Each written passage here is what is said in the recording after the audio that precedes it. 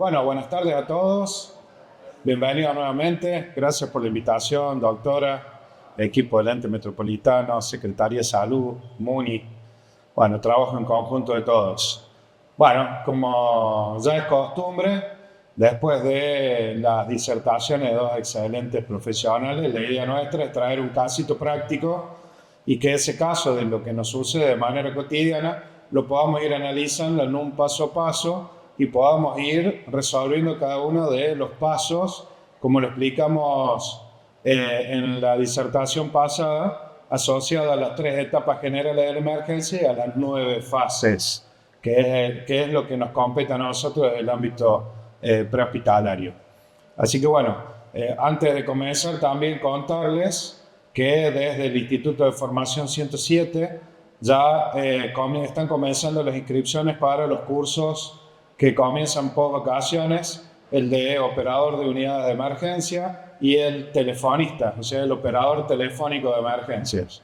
Así que después aquellos que estén interesados, ¿sí?, se contactan con nosotros, le pasamos los links de la inscripción, son cupos limitados y para que sea efectiva la capacitación tenemos que conversar un ratito para poder asegurar ese cupo y que en la mitad del camino no se nos queden, valga la redundancia, en el camino, sino que puedan terminar todo el proceso de formación. Bien, bueno, pasó el chivo, continuamos con la propuesta de hoy. Bueno, se activa el 107, se recibe una llamada. El motivo de la llamada, como ustedes leen ahí, fue electrocución. ¿Sí? Que tendrá que ver con el tema de hoy día, ¿no es cierto? Pero bueno, vamos a desarrollar el tema. Entonces, el operador telefónico hace la evaluación, hace el análisis, interrogatorio dirigido, órdenes de prearribo, se toman el famoso, los datos invisibles o la carta invisible. Entonces, dentro de ese detalle se toma el domicilio, el teléfono del llamante, por las dudas se corta la comunicación, se comienzan con las indicaciones de prearribo y del análisis de la situación de riesgo pensando en la unidad, se dispara la solicitud a bomberos, ¿sí? Porque si hay una electrocución, existe una zona electrificada, por ende en una zona electrificada nosotros no entramos hasta que la zona esté segura, así que el despacho de emergencia activa bomberos y activa la unidad más cercana, ¿sí? En este caso es la zona del móvil Alfa 55, que es la zona, para que tenga una referencia, del CPC Rancagua, ¿sí? Bien, entonces acá tenemos el QTH, el domicilio, ¿sí?, de fácil acceso y también de fácil planificación para la salida hacia varios hospitales, ¿no es cierto? No solamente por la diagonal Ica, ¿sí?, hacia el microcentro y ahí el hospital de urgencias, sino que también tenemos acceso al Hospital Córdoba o poder salir y llegar a uno de los hospitales de la periferia. Así que con respecto a la distribución geográfica no había problemas respecto a eso. Entonces, bueno, punto 1 dijimos evaluación de escena, ¿sí? Cuando llega, ¿tu expectativa cuál es? ¿Que esté quién? Bien, nosotros cuando recibimos la llamada ya empezamos con el famoso cálculo de primera vista. Una electrocución, cuántas víctimas, hasta ahora teníamos una sola víctima, que los bomberos nos hayan cortado la energía eléctrica, ¿sí?, que por lo menos básico, la zona que ya esté señalizada, pero muchas veces pasa que los bomberos también están ocupados, ¿o no? ¿Sí? Entonces, por ahí sucede que tenés que llegar primero. Entonces, ¿cuál es el pedido a la familia? Hablen un poquito más fuerte, no los escucho. Bien, corta la energía eléctrica, ¿no es cierto? Bien, ese es un datazo para todos, ¿no? Cada uno debe saber en su casa dónde tiene, ¿sí?, los interruptores de energía eléctrica. ¿En el lugar de trabajo también? Bien, y así también. Bien, entonces también es un dato. Por más que la normativa diga que debe existir un interruptor diferencial, o el famoso, el disyuntor o salvavidas. Sí. Bueno, exactamente, tal cual. ¿Dónde? ¿En qué país sucede eso? Ah, acá, sí. Bueno, ese es un dato del análisis de riesgo que tenés que hacer. Tal cual, exactamente. Bien, entonces cuando llegamos nosotros, ¿sí? Solicitamos el corte de energía eléctrica general. ¿De acuerdo? Entonces, hay una opción que es, sí, donde está la baja de la energía eléctrica, donde están los cables en la parte de atrás de el... ¿Cómo se llama el aparatito este? Bien. ¿Qué hay detrás del pilar? Adelante del pilar está el medidor y atrás. Bien, la térmica general. Sí, bueno, esa es la opción más general. Sí, de acuerdo, pero todavía existe el peligro de los famosos ganchos. Entonces, prestarle atención con eso. Entonces llegamos e hicimos ese pedido. Pero vimos un detalle no menor, que estaban todos los familiares afuera. Sí, todos los familiares llamando, acá es como suele pasar habitualmente cuando vas llegando, vas abordando un domicilio. ¿De acuerdo? Bien. Entonces, bueno, se aseguró la escena, nos aseguramos que no había, ¿sí?, electricidad. Bien, e ingresamos a la escena, empezamos el abordaje del paciente. Fase 3, ¿sí?, que es esa fase donde nosotros dejamos estacionar la unidad en un lugar seguro y comenzamos el acceso hacia el paciente. ¿Sí? Fase 2 recorrido, fase 3 acceso. Accedemos, todos sabemos, puede ser tan fácil como entrar por la puerta principal y llegar a la habitación, o tan complejo como tener que utilizar cuerdas, arneses, o esperar que los bomberos utilicen los elementos de tricación para romper un vehículo, ¿sí?, y poder acceder al paciente. Así que en esa fase comenzamos el acceso, tomamos contacto con el paciente se encontraba en la habitación, recostado, cúbito lateral derecho, ¿sí?, acostadito ahí, quejándose y diciendo que se había electrocutado con el ventilador que estaba enfrente de él, ¿sí?, un ventilador Liliana de los primeros, ¿sí?, la carcasa, ¿sí?, todo decolorado, con algunos cablecitos que le colgaban. Entonces lo miras al ventilador y así, sí, vos sos el culpable. Ahora, tal cual, lo mira pobrecito ahí, ¿viste? Y te acordas, ¿sí?, de todos los memes con el ventilador. Es una joya, ¿viste? No lo venda. Bueno, todas esas cosas. ¿Ok? Bien, listo. Encontramos el culpable ahí. Che, ¿qué pasó acá? Empezamos la anamnesis del paciente, empezamos a investigar y se nos ocurre decir, por favor, que la familia salga un segundito. ¿Sí? Que quedemos los profesionales con el paciente. Y ahí es donde a veces sucede la magia, ¿no? Donde nos distribuimos, comenzamos la conversación, alguien toma contacto con el paciente, alguien empieza a empatizar en la comunicación y en esa empatización nos encontramos con que no había sido el ventilador. ¿Sí? Que venía de noches, de arduo trabajo con amigos, ¿sí?, y que en esa joda, ¿sí?, había consumido cocaína. Que llegó a la casa, se quiso acostar y ahí empezó todo. ¿Sí? Empezó toda la movida familiar. Cuando vieron que no estaba bien, cuando vieron que la famosa palabra descompuesto. ¿Qué hizo él? Automáticamente, para cubrir todo lo que había hecho la noche anterior y el día anterior, bueno, venía de 24, casi 48 horas de, ¿cómo se llama esa actividad? Ahí está, bien, saben, bien, de caravana. ¿Sí? Nos encontramos con esto, que había consumido cocaína. ¿De acuerdo? Entonces ahí cambió. ¿Sí? Entonces esto, miren qué detalle, ¿sí?, que empezamos a solicitar que retiremos el ventilador. ¿Sí? Un estímulo distractor para la familia, para que nosotros podamos empezar a trabajar con el paciente. ¿Sí? Son estímulos distractores que a veces usamos como el famoso denle aire. ¿Alguna vez lo usaron? ¿Sí? Todos amontonados en la escena, denle aire. Todo el mundo se abre y puede trabajar tranquilo. Son detalles que vamos trabajando en la escena para poder abordar al paciente. Entonces, por favor, reconectemos la energía eléctrica. El culpable ya lo sacamos de la escena, ¿sí? Reconectamos la energía eléctrica, pero teníamos una nueva evaluación de riesgo. La primera evaluación de riesgo, ¿cuál era? La electricidad, ¿no es cierto? Entonces, de una zona electrificada, ahora ¿qué pasamos? A un paciente, ¿sí?, que había consumido no solamente cocaína, que era el punto 1, sino que también lo había combinado con alcohol, bueno, y toda la parranda, ¿sí?, que tranquilamente en cualquier momento, ¿qué podía pasar con ese paciente?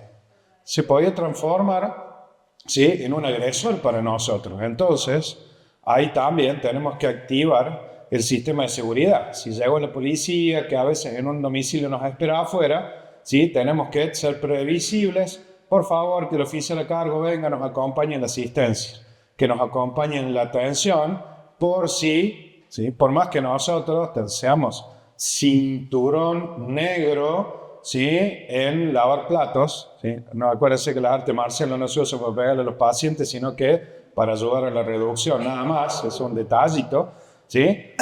Bien, tenemos que proteger a toda nuestra dotación por agresiones, ¿de acuerdo? ¿Sí? Y por autoagresión el paciente también, ¿ok?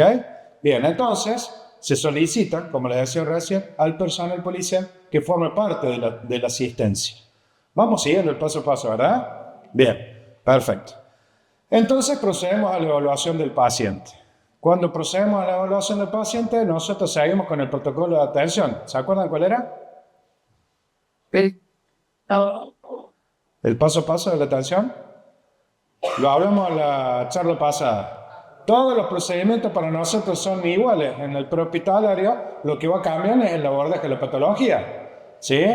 Primero, seguridad de escena de situación. ¿Se acuerdan? Y después el abordaje del paciente con el X, A, B, C, D, que según la patología es cómo vamos a ir abordando el paciente. ¿Sí?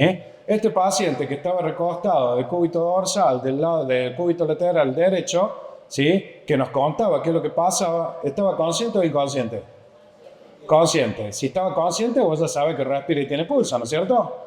¿Sí? Entonces, bueno, ya vamos en la evaluación. Fíjense, en la X, ¿había hemorragias externas? Cuando vos abordas la escena, tenés que ver si hay rastro de sangre alrededor, si hay indicios de violencia o autoagresión, porque una hemorragia severa sabemos que es el primer paso dentro de la protocolización, ¿sí? De la asistencia. Sin eritrocitos, sin glóbulo rojo, no hay vida, ¿ya? Es el principal precursor de que el oxígeno llegue a la célula y en la célula se produzca la energía que necesitamos para vivir. Así que hay que cuidar cada uno de ellos. ¿De acuerdo? Bien, sin hemorragias externas evidentes. Yo voy a hacer esta primera parte, pero después le voy a invitar a la doctora Roxana para que ella nos aborde más finamente al paciente. ¿Sí? Bien, ¿cómo respiraba? Con aumento de su frecuencia respiratoria, ¿producto de qué? No solo de la caravana, como dijeron recién, ¿sí? Producto, ¿sí? Del consumo, ¿sí? Aumento de la frecuencia respiratoria. Entonces, tengo que valorar cómo es la respiración. Aumento de la frecuencia cardíaca también. A analizar cómo es la frecuencia cardíaca. Nivel de conciencia. El primero ya lo hicimos. ¿Se acuerdan cómo es el primer nivel de conciencia? Que es cuando yo abordo al paciente. A, B, D, I. A, B, D, I. ¿Se acuerdan? Alerta, verbal, dolor, inconsciencia. ¿Sí? Esa es la primera evaluación de estado de conciencia que hago apenas abordo a la víctima. ¿Y él cómo estaba? Wow. ¿Respondía? Estaba duro. Estaba alerta. ¿Sí? Claro, bueno. Después de la alerta, hacemos un análisis más fino y lo encontramos, ¿sí? Con un nivel de conciencia, estaba eufórico, ¿sí? Irritable, con algún nivel de confusión, ¿sí?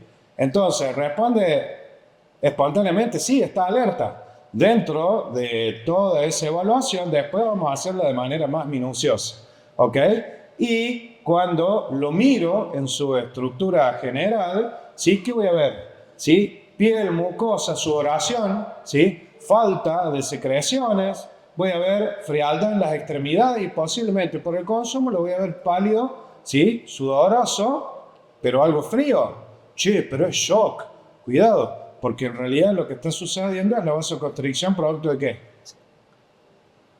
Sí. Bueno, claro, con seña del consumo, claro, es lo que acaba de consumir, claro, tal cual. Pero bueno, no podemos pasar esa seña en la cámara. Sí, claro, exactamente, tal cual. Bien, entonces, ¿vamos hasta acá?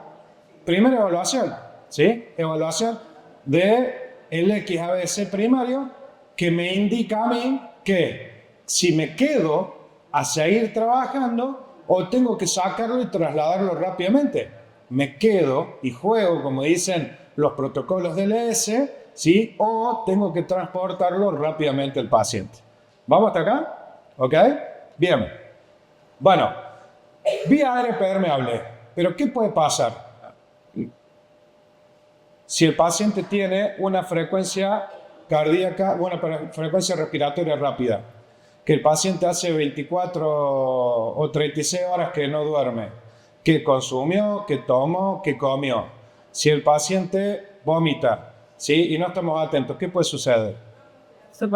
Sí. Bueno, podemos tener una obstrucción de vía aérea, ¿sí? Por cuerpo extraño. ¿En qué posición lo vamos a poner al paciente entonces?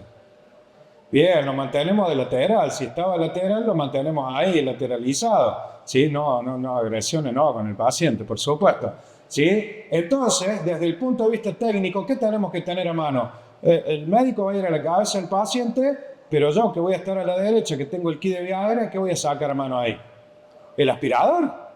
Tengo que tener a mano el aspirador por las dudas. Ese paciente vomita y el aspirador a mano por las dudas hace una obstrucción parcial y lo tengo que ayudar, ¿sí? O hace una obstrucción total y tengo que sacarle todo lo que obstruya para poder permeabilizar la vía aérea. ¿De acuerdo? Bien. Con respecto también a la patología, puede hacer sibilancia, puede hacer un broncoespasmo, así que hay que estar atento a eso también porque lo vamos a tener que medicar. Entonces, el que va a la derecha, el técnico 2, ¿sí? Tiene que tener lista una vía para hacerle un suero, hacerle medicación y, si es necesario, ¿sí? Hacerle la medicación en función de lo que vamos encontrando. ¿Ok? ¿Me van siguiendo hasta acá? Ok, bien. Signos vitales.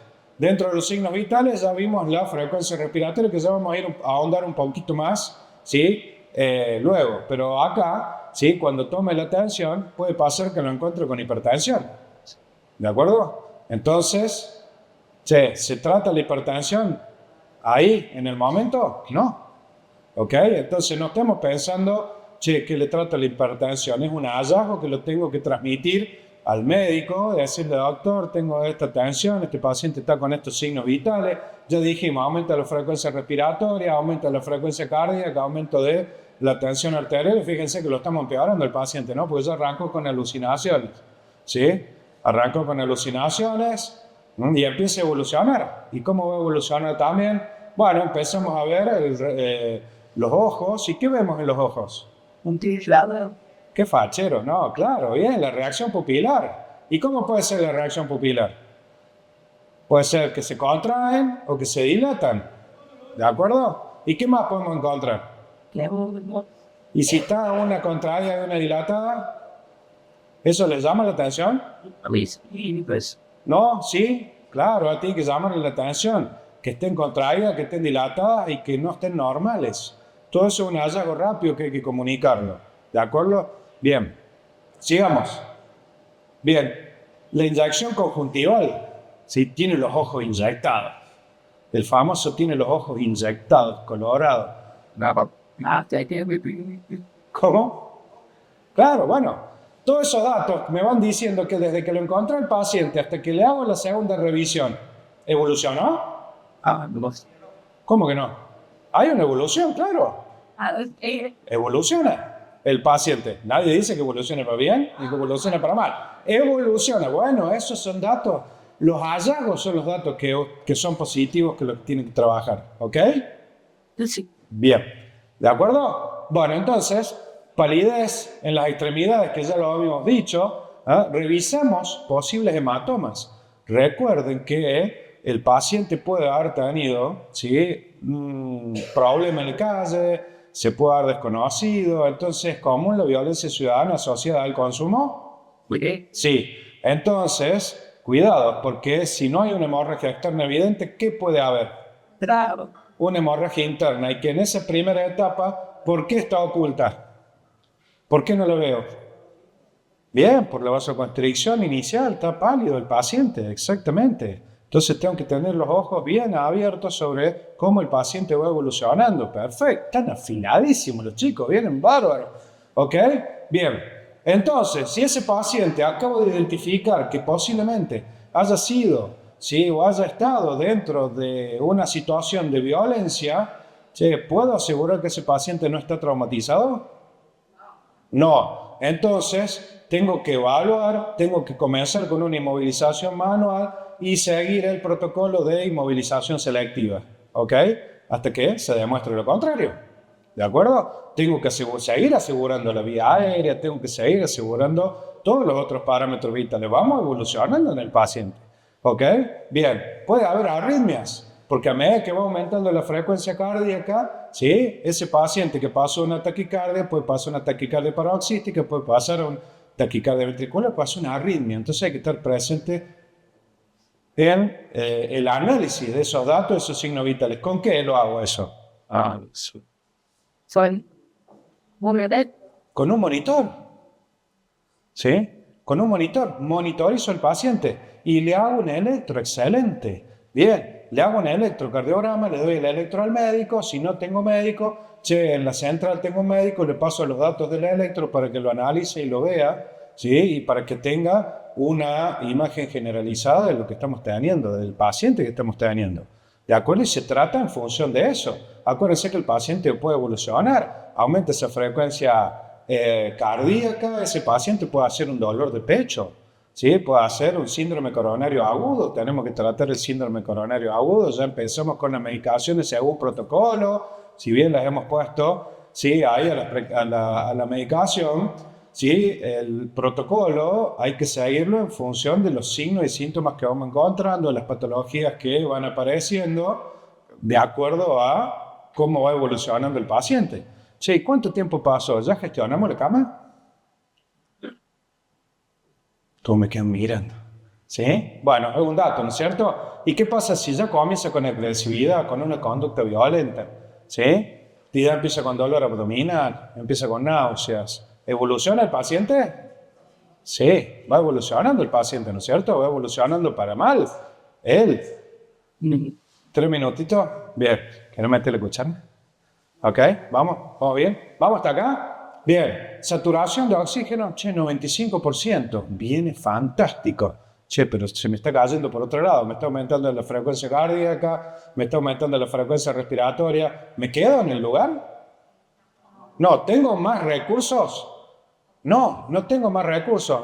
La verdad que no conocemos servicio de emergencia que tenga medicación para tratar pacientes, ¿sí? Que en este caso hayan consumido cocaína puntualmente.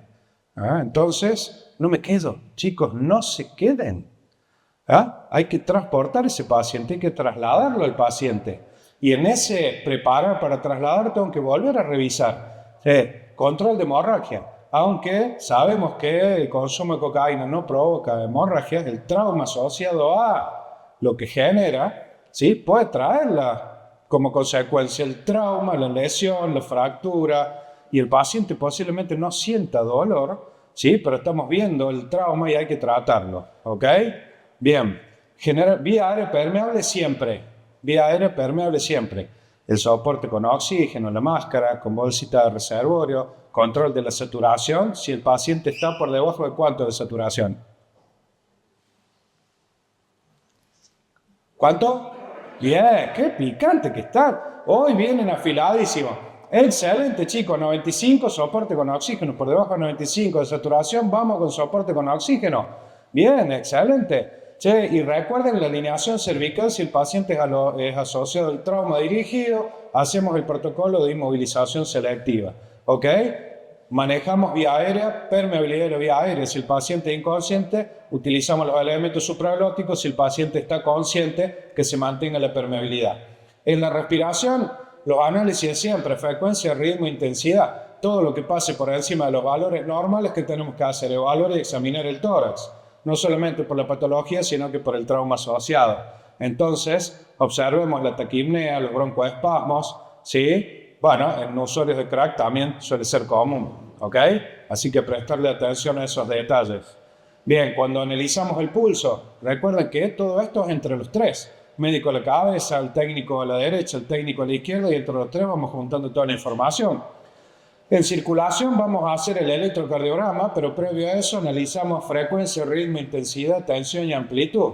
El famoso pulso filiforme, la taquicardia, la frecuencia cardíaca, cómo lo siento al pulso. Paso todos esos datos para poder analizarlo. Y del electro surgirá, además de la clínica, ¿sí? ¿Qué es lo que vamos a ir trabajando en función del protocolo? Recién dijimos síndrome coronario agudo, por ejemplo, ¿sí? Que lo vamos a trabajar con el protocolo del síndrome coronario agudo, que es un dato que tenemos que tener en cuenta, ¿no?